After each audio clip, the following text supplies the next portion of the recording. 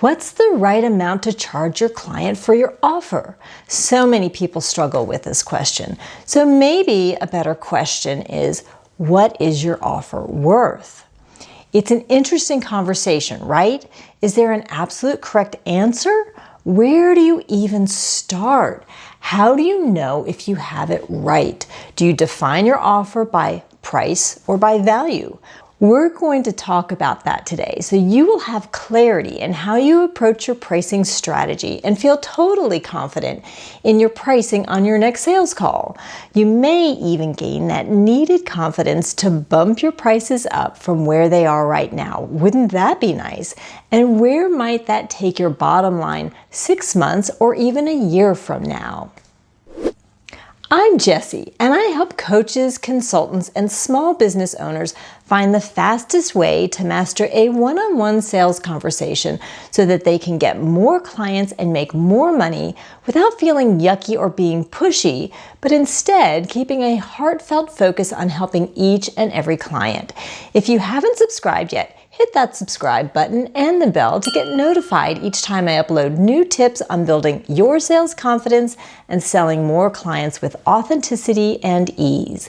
And if you stay to the very end, I've got a free offer that you can implement starting with your very next sales call.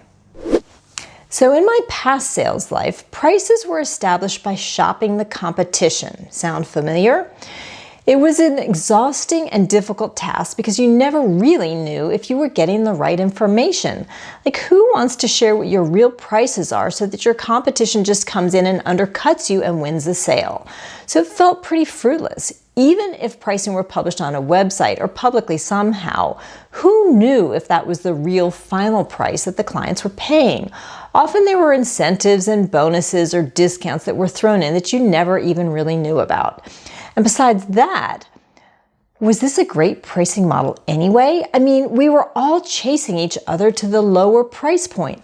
Honestly, is this a good thing for profit? Where is the bottom in that scenario? And what message was this sending to our clients? That they could negotiate down our prices? This made the offer into more of a commodity, something that wasn't very unique or special. Then there was the scenario that if a buyer waited until a particular time of the month and sales quotas were low, they could negotiate a better price than the people who purchased at the beginning of the month. Okay, to me, ethically, that just feels yucky, and I don't think it's the best business model for profit or business reputation. It's training the buyers to be in charge of the sale, where it's all just a transaction and based on how low the seller will go with their pricing. Can any of you relate to this? Have you ever been in that downward spiral on price to beat out your competition? Ugh. Let me just say, my opinion is that this is not a great pricing strategy. It's not going to lead you to rising margins and skyrocketing profits. It feels more like a fight than flourishing in your business. So wouldn't it be nice to stand out from your competition, have high profit margins, and confidently stand behind your pricing when your client asks questions about it? Wouldn't it be nice to position yourself as a one-of-a-kind offer that they can't get from anyone else? What would that mean for your business? What would that mean for your life and your future financial freedom? Sound interesting? Grab a pen and some paper and let's talk about getting to the real value of your offer. Okay, we've got to start at the beginning and talk about what you sell and how you sell it. There are some fundamental differences in business strategy based on what you're selling. Some things are naturally commodities, even if they're high-dollar purchases. Think about cars. When you can buy the same white sedan from 5 different dealerships all around town, this is a commodity, and price becomes a distinguishing factor.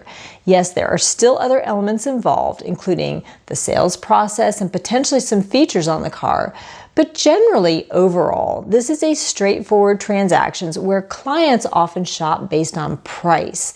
Like my example earlier, buyers have been taught to negotiate for lower prices, and that puts them in charge of the transaction.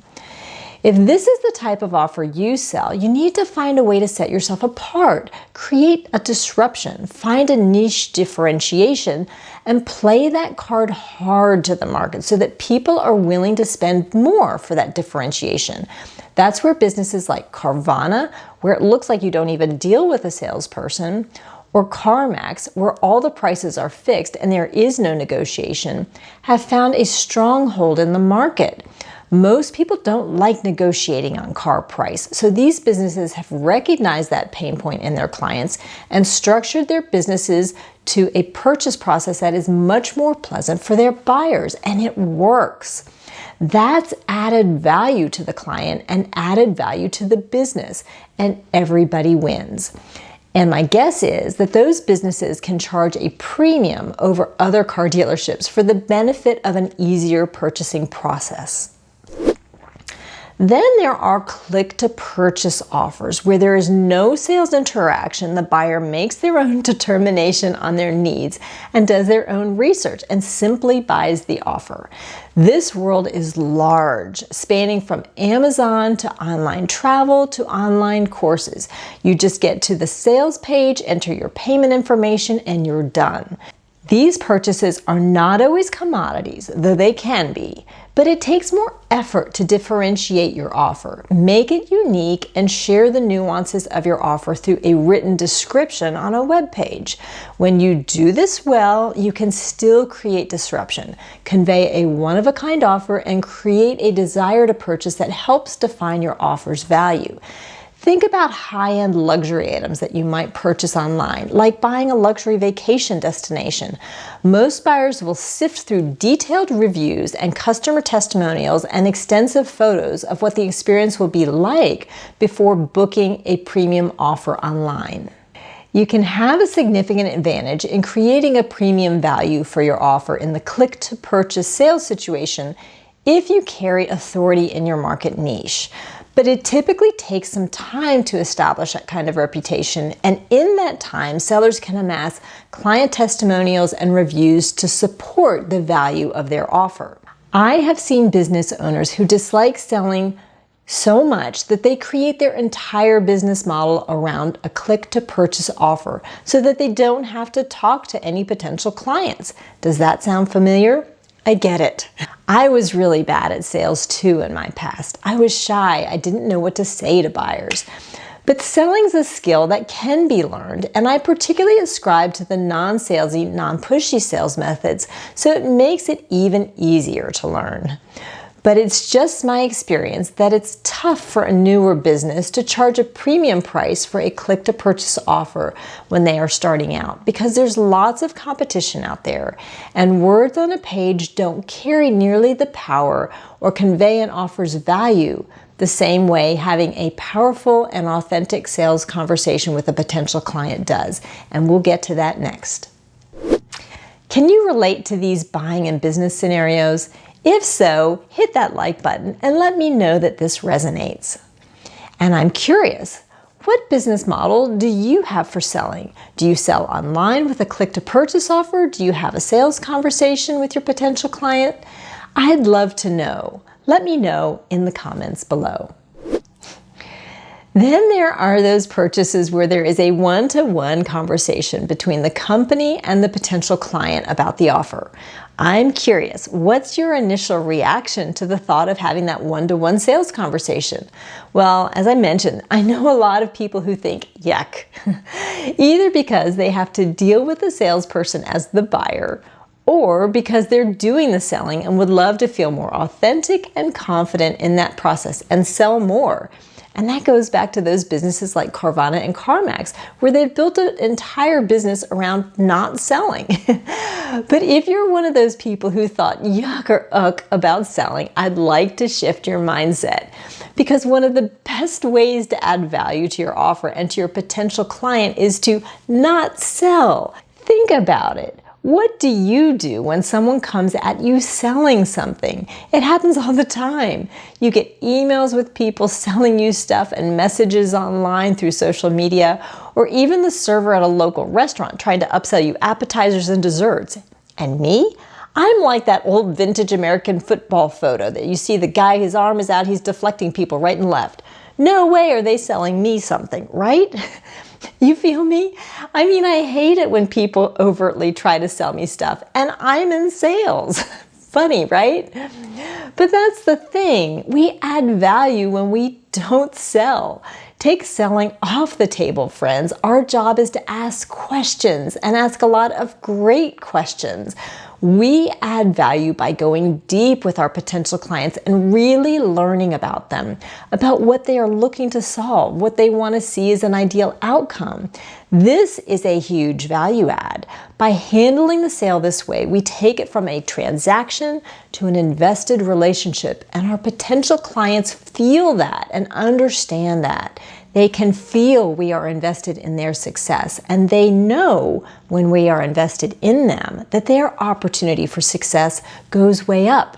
They know us better, they trust us, and we are often the reason that they buy because they resonate with us, they relate to us, they have built a trusted relationship with us through this sales process. And this interaction and conversation clearly sets up our offer as a unique and one of a kind, something they cannot get from another competitor because the competitor doesn't have you. And your buyer will buy your offer because of you. I know this. It's something I can promise you.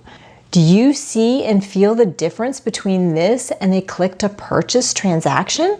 Can you see how a buyer would appreciate this sort of conversation and how it increases the value of them working with you, how it increases the value of your offer? And it's good for you too, because you will know you're signing up a client who will have success with you. And believe me, you do not want to sign up someone who is not in alignment with what you offer. Again, this is a topic for another conversation, but that is way more headache than it is worth. So when we understand our clients well, we know how much it would mean for them to get past their current frustration and how much they value reaching that end goal. I recommend you actually ask them this question. What dollar amount would they put on achieving that end goal? What would that mean to them personally, professionally, financially, both now, 6 months from now, a year from now? How would they quantify that achievement? Do you see what I'm doing here? I'm asking you to get your clients to tell you the value of your offer. That value can encompass so much. Emotional and practical factors that you may not have even considered.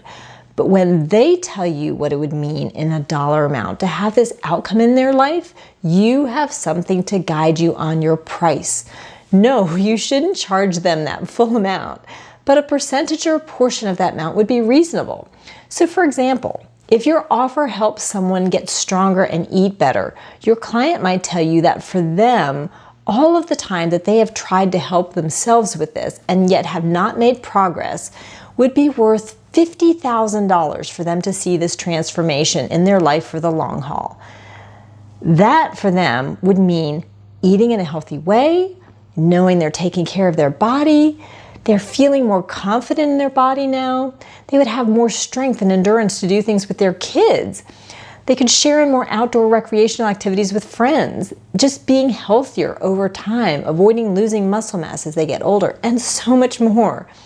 So if they put a dollar value on that transformation for the long run at $50,000, what might you be able to charge them to make that transformation a reality? This is how you arrive at a value-based price. It's not a you charge a certain amount per hour for X number of hours for your service. That's more transactional, and that pricing strategy might get you into a situation where your potential client starts comparing you to the competition based on the amount you charge hourly, and they might start negotiating with you for a lower hourly rate. You lose your one-of-a-kind edge using that selling and pricing strategy. Value-based pricing is where you provide exceptional service at a price that is a fraction of the value that your client has put on the transformation they will get working with you. Make sense? It's a win-win for both you and your client. It fosters a continued exceptional experience between you and your client because you're getting paid well for your services and are invested in your client's success. For a one-of-a-kind offer, most clients understand that they may pay more in exchange for a high level of confidence in hitting their desired goal as well as a more personalized service experience. So try it. Get that value from your clients. Reevaluate your price based on their feedback. There may be room for you to raise your pricing and have a fully justified reason why you are doing so. Don't sell yourself short. That's not going to work well if you want to continue to grow your business and take yourself to an abundant financial future. And think about the power of the sales conversation, that opportunity to build a really strong relationship with your potential client. It's the best way to convey the unique and one-of-a-kind value of your offer. It's the best way to share your successes of your other clients. It's the best way to build trust with your future client. All of this is so powerful in enrolling new clients, growing your business, and making more money faster. People love that human connection, particularly when it's authentic, genuine, and not selling your client something, but truly working to help them towards an aligned solution. Of course, this is just a small snippet of what I work with clients on in my sales coaching. So if you're wondering how to get your sales conversions climbing quickly and are ready to start having fun and confidence-filled sales conversations in a heartfelt way, be sure to ask me about my 60-day Sales Accelerator program.